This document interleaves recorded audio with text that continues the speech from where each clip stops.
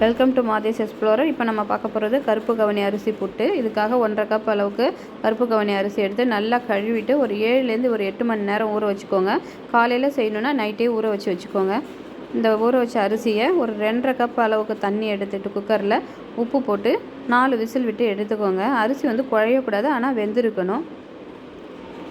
அதான் நமக்கு பதம். இதை வந்து இட்லி பானையிலையும் அவிக்கலாம், தண்ணி தெளித்து நான் குக்கரில் வச்சுட்டேன். ஒரு 2 மூடி தேங்காய் எடுத்து நல்லா திருவி எடுத்து வச்சுக்கோங்க.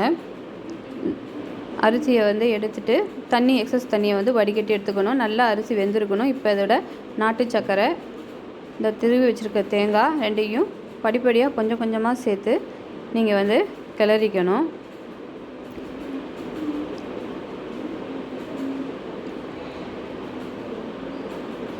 அவ்வளோதான், நமக்கு சுவையான கருப்பு கவனி அரிசி புட்டு கிடச்சிருச்சு.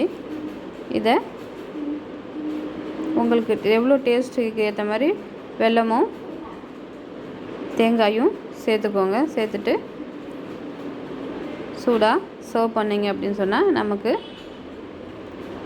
கருப்பு கவனி அரிசி புட்டு கிடச்சிடும். தேங்க்யூ ஃபார் வாட்சிங். Don't forget to subscribe.